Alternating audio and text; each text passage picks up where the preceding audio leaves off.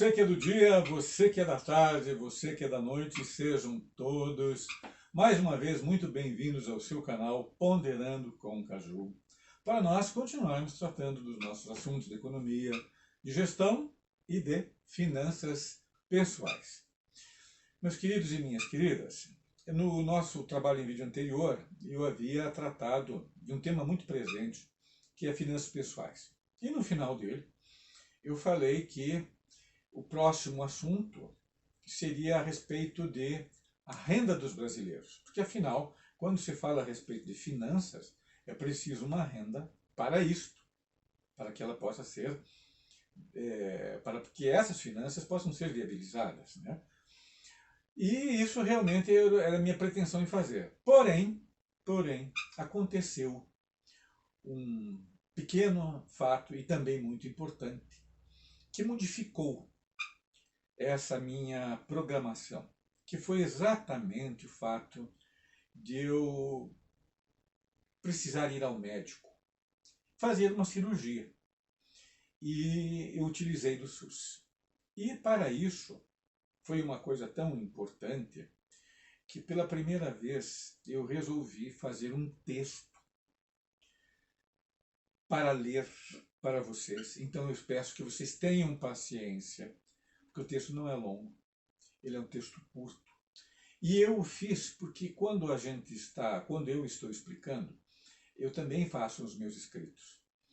Mas todos esses escritos, todos esses números, todos esses dados, eles fazem parte da minha memória. E daí, quando eu vou fazer a gravação, eu simplesmente disparo. Espero que venha inspiração e todo aquele conhecimento ele vai surgindo e ele vai saindo naturalmente. Mas como esse assunto tem uma importância muito grande, eu resolvi escrever do começo ao fim. Por isso, meus queridos e minhas queridas, tenham um pouco de paciência, porque é muito importante para todos nós. Então vamos lá? Vamos lá. Então vejam. Está aqui na tela do meu computador. Recentemente, eu precisei fazer um exame de saúde. Trazia um carocinho indolor na cabeça, que sempre fiz descaso. Minha mulher descontava um plano de saúde empresarial e me incluiu como seu dependente, haja vista eu estar ainda desempregado. Marcou uma consulta médica do convênio particular para quinta-feira. E lá fui eu.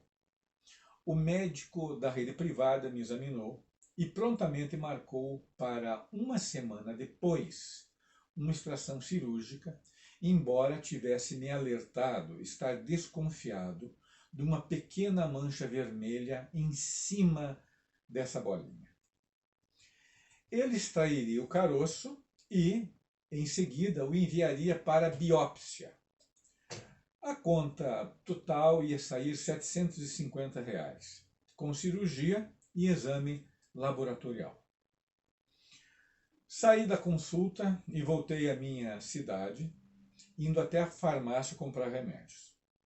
Em palestra com a dona da farmácia, ela me disse que o postinho de saúde tinha médicos para extração de carocínios. Sem pestanejar, fui até o local vizinho, ao terminal de ônibus. Lá chegando, imediatamente marquei consulta no SUS para amanhã de sexta-feira, dia seguinte ao da consulta particular. Depois de 1 hora de espera, 3 médicos do SUS muito jovens me examinaram. Resolveram, por precaução, me encaminhar antes ao oncologista, pois se fosse algo grave, no ato de mexer com um corte, poderia deflagrar um problema bem maior e até perigoso. Despachei-me ao oncologista em consulta marcada para quinta-feira, bem cedinho, da próxima semana entrante. No hospital, demorou umas 3 horas o atendimento pelo médico, que por sinal era também muito moço. Ele examinou o caroço e garantiu ser apenas uma segregação de sebo. Poderia ser extraído sem susto, afirmou categoricamente. Na sexta-feira, pela manhã, estava de bicicleta de volta ao postinho de minha cidade. Mostrei o diagnóstico, escrito pelo médico ao pessoal de apoio, e o atendimento foi imediato. Os médicos anestesiaram o local da cirurgia e rapidamente extraíram um carocinho de sebo, quase do tamanho de uma azeitona. Terminada a pequena cirurgia, por prevenção, quando cessasse o efeito da anestesia, os médicos recomendaram medicação contra a dor, dipirona, que peguei na farmácia do postinho. Levei ainda de bicicleta o carocinho num frasco com formol ao laboratório, que também ficava próximo. No local, entreguei o vidrinho para realizar a biópsia, que ficaria pronta após 21 dias. Não precisei desembolsar um centavo sequer e o atendimento foi de admirar pela eficiência. Somente o fato de desconhecer este tipo de serviço de saúde e a demora no atendimento da enfermaria de oncologia foram o que deixou a desejar. No conjunto da obra, considerei o atendimento do SUS muito satisfatório, tanto do ponto de vista do pessoal de apoio, quanto dos médicos.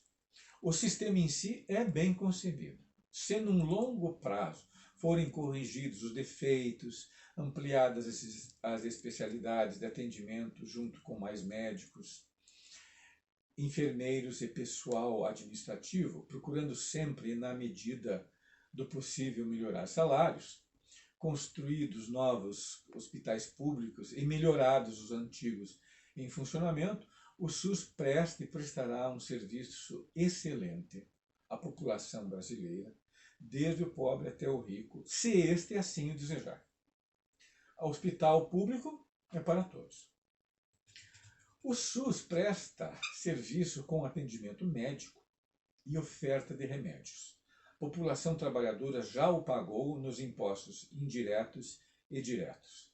Não é um gasto sem retorno. A população mais pobre recupera a saúde ficando apta ao trabalho.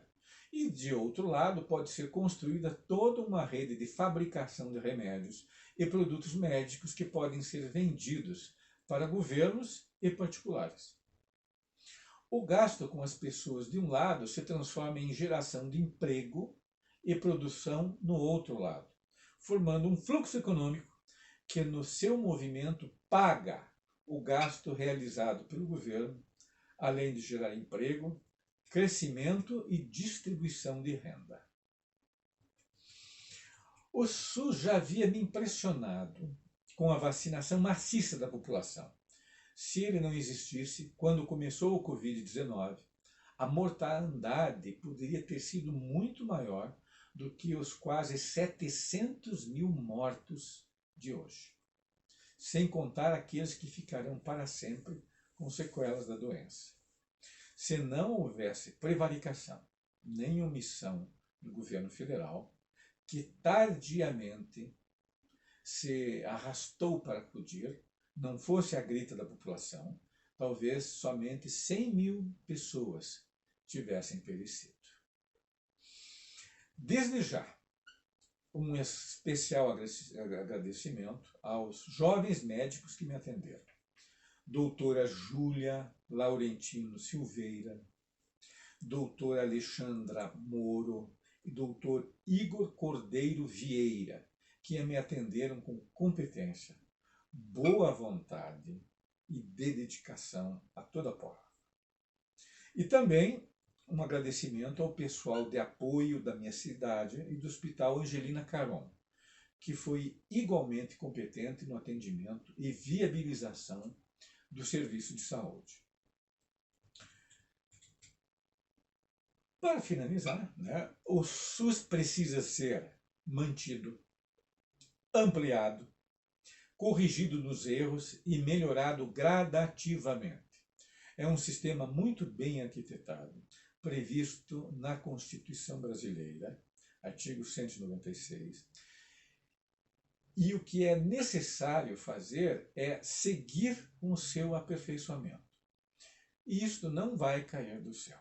a população precisa pressionar, exigir novas especialidades. Se forem governos contra os trabalhadores, todo esse magnífico trabalho poderá ser perdido, ou quererem que seja pago mais uma segunda vez, quando o imposto já fez isto antes. Então, meus queridos e minhas queridas, esse é o texto que eu elaborei a respeito do SUS, e quando eu faço as coisas de memória, a gente muitas vezes pode esquecer algum detalhe importante, ou dar mais atenção a outras coisas que não mereceriam tanta desenvoltura. Então, por isso eu preferi, nesta ocasião, fazer esse texto por causa do SUS, por causa que ele atende a milhões de brasileiros e mereceria uma atenção toda especial de minha parte. Por isso que eu pedi uma atenção muito especial de vocês, né, para que eu lesse e que essa leitura tornasse o fato o mais exato possível, como ele realmente aconteceu. Então, eu já aqui agradeço a vocês a paciência de terem ouvido. Mas, como nós estamos tratando a respeito, né, do SUS, esse assunto que é tão importante, eu também gostaria de fazer alguns esclarecimentos a respeito dele, porque ele é muito recente, o SUS. O SUS, a sua data de nascimento seria talvez 1986, que depois eu vou dizer por quê. Mas antes de existir o SUS, o que existia para a população brasileira? No que ela iria se tratar nas suas doenças? Muito bem.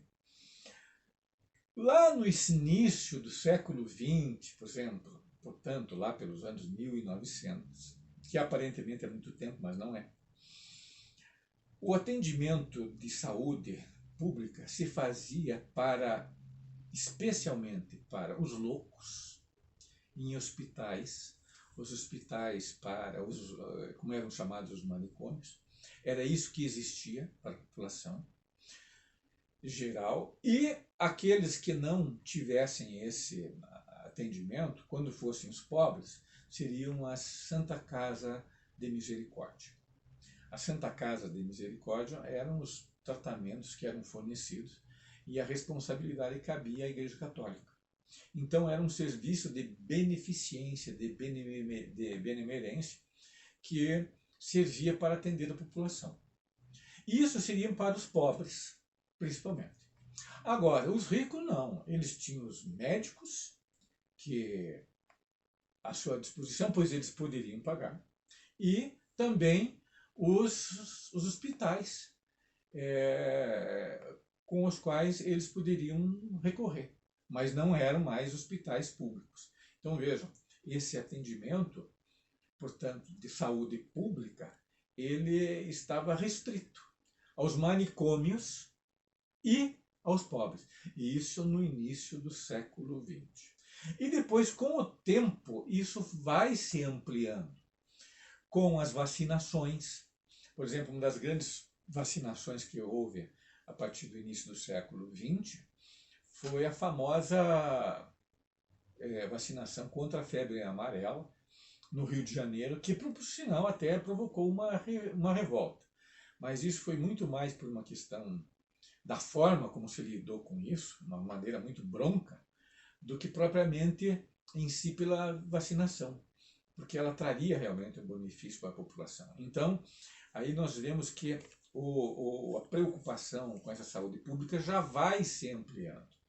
Mas por que a vacinação ela é tão importante? Porque essa vacinação atingia principalmente os pobres, e a contaminação dos pobres também poderia atingir os mais ricos e os locais de trabalho.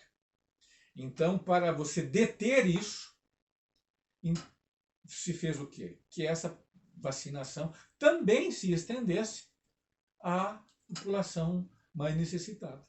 Então, atingindo a uma ampla categoria. E isso, então, nós já estamos tendo uma evolução do serviço de saúde pública. Tá? Depois, isso continua, vai evoluindo, passa também ao atendimento das doenças transmissíveis agudas. E que doenças transmissíveis agudas são essas? A sífilis, a tuberculose e a lepra. Por exemplo, na minha meninice, eu cheguei a conhecer pessoas com lepra. E o aspecto é muito feio, minha gente, é muito feio mesmo. Hoje já não se vê isso, mas eu cheguei a ver quando eu era criança. Cheguei a conhecer essas pessoas. E quem atendia era o sistema de saúde pública. E essas doenças, a tuberculose, elas são doenças que se transmitem, como havia dito, né? Então você precisa pôr um basta nisso, para que toda uma população não se infecte. Então aí que o nosso serviço de saúde pública ele também vai dando mais um passo para frente. E depois vem as endemias. Essas endemias é o tratamento daí propriamente nos seus locais, porque essas doenças endêmicas são, por exemplo, a malária. Endêmicas quer dizer próprias de uma região. A malária é própria da região norte, regiões muito úmidas e muito chuvosas, de regiões de florestas quentes. Aí está a malária. Aí também vem as vacinações, também vem a prevenção, também a peste bubônica, que é a leptospirose, também a lepra e, como eu havia falado, a febre amarela. E enquanto isso se dava, então esse era o atendimento público. E além disso, do que mais a população poderia dispor? Dos hospitais universitários, que no país já existiam, mas quando a gente fala em hospitais universitários, né, nós já não estamos mais apenas no início do século XX, mas um pouco mais para frente, porque os hospitais universitários eles faziam parte das escolas de medicina. E as escolas de medicina no Brasil elas já são muito antigas, né? Então, quando a população mais pobre precisava de atendimento, ou ia na Santa Casa, ou nos hospitais universitários das escolas de medicina, que proporcionavam essa forma de atendimento. E os ricos não, os ricos tinham um atendimento particular em hospitais próprios. Ora, mas quando é que nós vamos ter umas mudanças um pouco mais acentuadas? É com a fundação do INAMPS, que era o Instituto Nacional de Previdência Social, que foi fundado na época da ditadura pelos militares, porém exclusivamente para aquelas pessoas que descontassem o INSS, né, o INAMPS, com carteira assinada. Mas isso no Brasil ainda gerava uma grande injustiça, que nós podemos dizer, porque no Brasil nós temos uma parcela muito grande da população trabalhadora que está no trabalho informal, quer dizer, elas trabalham, mas não têm carteira registrada. Então elas estão gerando valor para o país, elas estão contribuindo com a produção de mercadorias, de serviços, por exemplo, construção civil. Construção civil é muito comum, era muito comum, e até hoje acredito também, os trabalhadores, eles se oferecerem para trabalhar, e particularmente, e não terem esse desconto para o INSS, mas eles estão gerando valor na construção das casas e outras formas de emprego também. Então essas pessoas, elas estavam esquecidas. E depois, com a redemocratização do país, com a saída da ditadura, é que houve, daí no governo Sarney, uma famosa conferência, que foi a Conferência Nacional de Saúde, em 1986, essa é a data que eu havia falado, que foi ela a inspiradora do SUS. E aí há um político muito importante, médico sanitarista, chamado Sérgio Arouca. E foi esse Sérgio Arouca que também pelos seus estudos, pelas as suas contribuições científicas, acadêmicas, foi grandemente responsável por essas ideias da Conferência Nacional de Saúde, proporcionando com que fosse oferecido um serviço de saúde para todas as pessoas, sem distinção, porque todos estão trabalhando, estão tendo carteira assinada ou não, e contribuindo para a geração de valor e o progresso e crescimento de um país. Então, aí o Sérgio Arouca, ele foi realmente muito importante, junto com todos os parlamentares que se dispuseram a discutir esse tema e fazer com que ele viesse, inclusive, a fazer parte da Constituição, que é o artigo 196. Ali, nesse artigo 196, é que está definido essa obrigatoriedade e fez com que o serviço de saúde pública ele tivesse que ser e chegar de modo integral a essa população, porque reza dentro de uma Constituição. Por isso que essa Constituição ela é tão importante, exatamente por disciplinar essas coisas importantes para o povo na sua lei principal, que é preciso que a União, o governo federal, se responsabilize por isso. Porque não somente as pessoas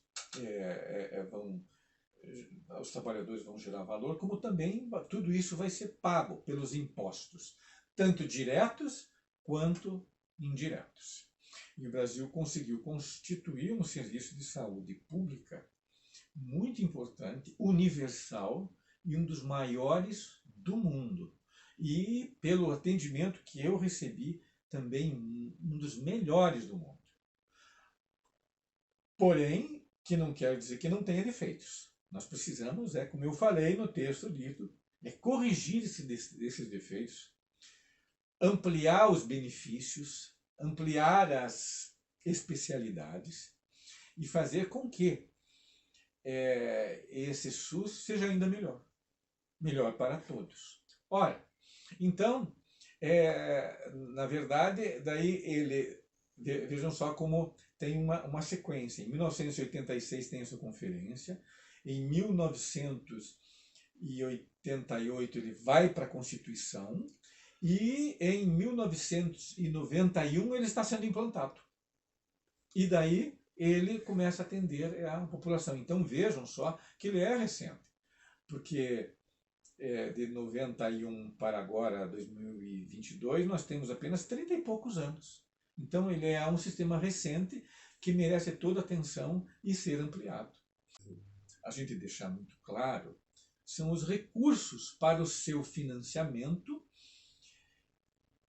não obstante os gastos que ele vai proporcionar, porque a gente pode muitas vezes ter a ideia de que o SUS ele vai trazer apenas gastos do ponto de vista do orçamento para o governo. E não é só isso que deve ser encarado, de forma nenhuma. Porque se ele pode ter gasto de um lado, ele pode gerar produção de outro. Então, eu fiz aqui na nossa luzinha um esquema final para a gente concluir o assunto, onde que a gente pode mostrar que esse SUS não somente ele presta um serviço excelente, como ele também pode fazer o país crescer e gerar emprego.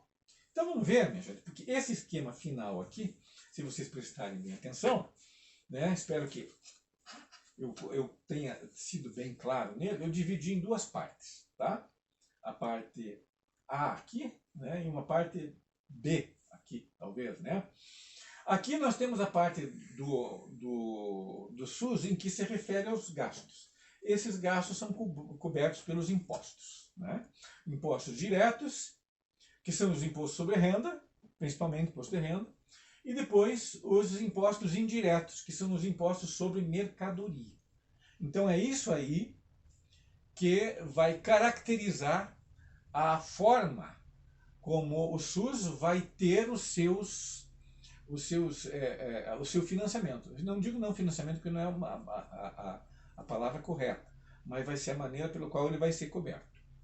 E aqui o gasto do SUS. O que é o gasto do SUS? São os médicos, são os enfermeiros e o pessoal administrativo que coordena tudo isso para fazer com que ele funcione. Quando eu fui no SUS, aqui em Quatro Barras, que fui atendido, a moça que me atendeu sempre muito bem, marcou quando seria a consulta com o médico. Então, todo esse pessoal que viabiliza o funcionamento.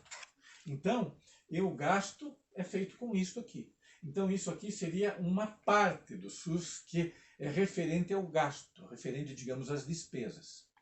E daí se poderia alegar que o SUS estaria gastando muito, especialmente por aqueles que querem fazer com que os gastos de saúde sejam todos pagos pela população. E a população brasileira é extremamente pobre. E se for feito isso, vai ser feito um massacre contra a população. Né? A população que trabalha ser explorada e depois não tem acesso sequer a um sistema de saúde. E o SUS é um excelente recomeço, na verdade, de todo esse sistema. Então aqui nós temos um lado do gasto. E como que pode haver do outro lado uma produção? Pode haver pelo seguinte, porque o SUS ele precisa também encaminhar não somente a oferta do serviço médico, quanto também os remédios. Então vejam, quando são pagos os laboratórios, então os laboratórios são todo um sistema produtivo de exames, de produção de remédios. Daí, como eu disse, os remédios que podem ser fabricados e depois os remédios sendo fabricados, eles podem ser vendidos, não somente para o setor público, para o governo federal e governos estaduais, como também nas farmácias para o setor privado. Daí o que acontece? Todo esse sistema farmacêutico que está sendo acionado e pode ser ampliado, desenvolvido, melhorado, vai também vender para o setor privado. E aí se cria um sistema realmente que a gente pode dizer de financiamento, de você gera valor de um lado para aplicar de outro.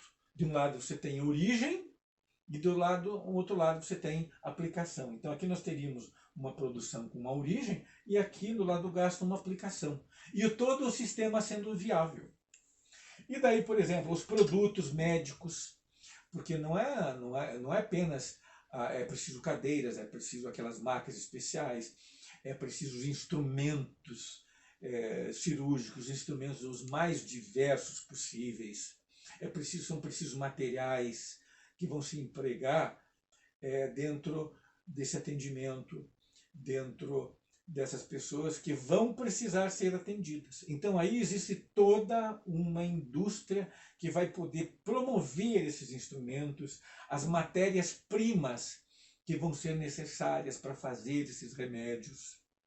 E todo esse conjunto, porque isso aí, a produção de remédio, a produção farmacêutica, é uma produção que envolve a alta tecnologia, que envolve pesquisa, e envolve desenvolvimento. E como o Brasil já tem um sistema público muito bem estruturado, nós podemos ter em paralelo uma indústria farmacêutica e de laboratórios ligado a isso para dar apoio. Então, não somente ela consegue produzir medicamentos para se vender, né, como ela também vai dar suporte para todo o SUS. Nos mais diversas coisas, né? Como eu falei, matérias-primas, materiais, instrumentos de trabalho, produtos e os remédios. Então vejam, então é uma coisa que se fecha, porque forma aquilo que em economia nós economistas falamos, estão vendo esse círculozinho aqui? Isso aqui é a ideia de fluxo. Quer dizer que isso aqui ele está em movimento. Gera uma origem aqui e aqui você aplica. Isso faz com que todo esse sistema gire, proporcionando valor, proporcionando renda e proporcionando emprego para milhões de pessoas. Isso aqui é um fator de crescimento. Então vejam só a importância que tem esse SUS e por isso ele deve ser defendido. E agora, eu também não posso esquecer de agradecer aquelas pessoas que me atenderam, né?